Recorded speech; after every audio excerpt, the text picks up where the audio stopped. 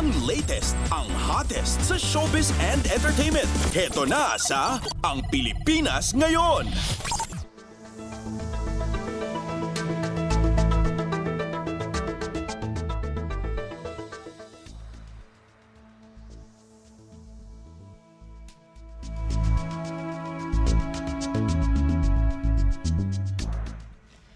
Magandang araw! Nagbabalik ang paboritong segmento ng mga chismoso at chismosa, ang segmentong Balitang Artista.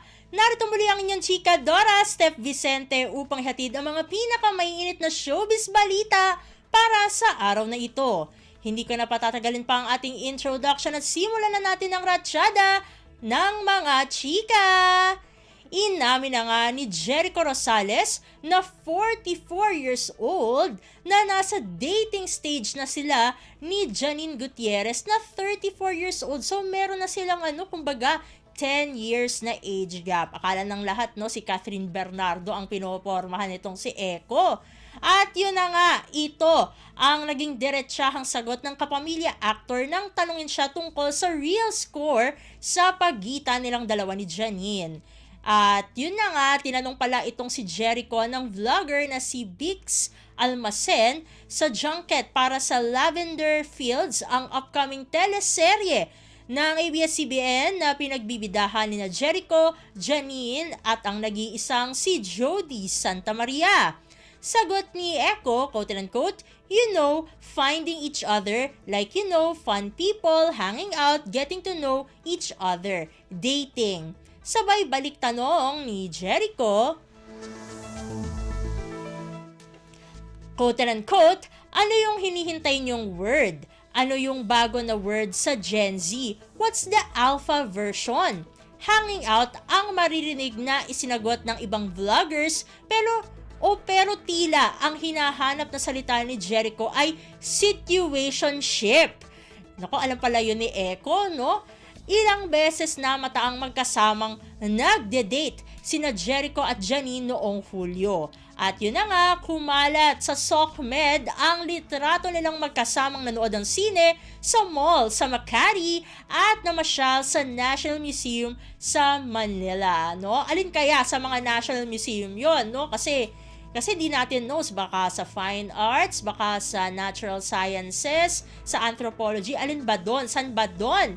At yun nga, hindi nakaligtas sa netizens ang pagdalo rin ni Jericho sa launch ng single ng nakababatang kapatid ni Janina si Diego Gutierrez noong Hulyo at 3. Kumbaga, mukhang may mga hints na talaga na dating, itong sina Jericho Rosales at Janine Gutierrez. Sa kaugnay na chika nga dyan, sa isang panayam na hingan ng press ng ating mga kamosa, ng ating mga kamarites, ang reaksyon ng ina ni Janine Gutierrez na si Lotlot De Leon tungkol sa relasyon ng anak at ni Jericho. At yun pala, tiyak hindi talaga makakaligtas kay Lotlot yan kasi co-star din si Lotlot ni na Eko at Janine sa Lavender Fields. Ayon kay Lotlot, aware siyang lumalabas sina Jericho at Janine. Tingin niya ay wala raw masama dahil parehong single, single naman at mature na ang dalawa. Kung magkamabutihan man ang mga ito ay wala raw kaso kay Lotlot. Sabi pa nga ni Lotlot, quote-unquote, nakakatuwa yun. So if eventually they are really dating, then I trust Janine, I trust her dedication. Kung ating matatandaan ay hiwalay na sa asawang si Kim Jones, itong si Eko, habang si Janine, hindi pa malaman ano ba talaga ang naging relasyon nila ni Paolo Avellino na medyo nalilink ngayon, sa Chinita Princess na si Kim Chiu. At sa pagtatapos ng ating segmento, 10 taon pagkatapos niyang mag-come out, binalikan ng film director at aktor na si Fifth Solomon ang panahong may mga pumipilit sa kanyang umamin. Pero hindi raw siya nagpa-apekto dahil siya lamang ang may karapatang magkwento tungkol dito nga naman.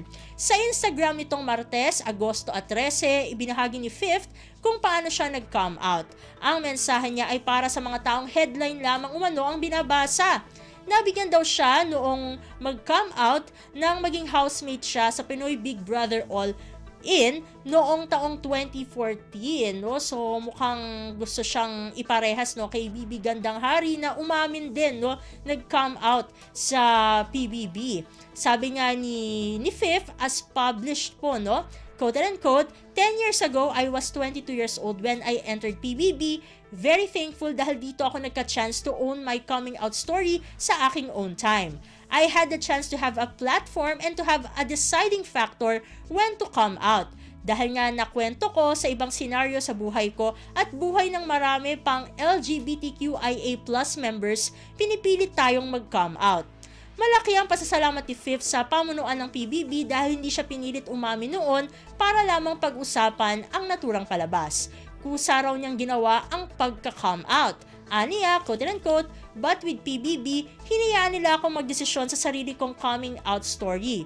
Sa totoo lang, nung araw na naisipan kong mag-out sa loob ng bahay ni Kuya, sabi ko, chance ko na to para magkaroon ng bonggang coming out story on a national TV.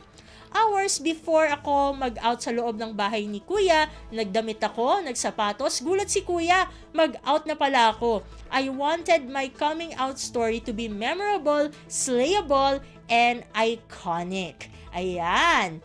Naku, konti lang ang oras natin para sa ating segmentong Balitang Artista. Maraming salamat, mga kachismis, para sa inyong pakikinig sa ating segmento. Ako muli, ang inyong Chika Dora Steph Vicente para sa Radyo Pilipinas World Service! Ang latest, ang hottest sa showbiz and entertainment. Heto na sa Ang Pilipinas Ngayon.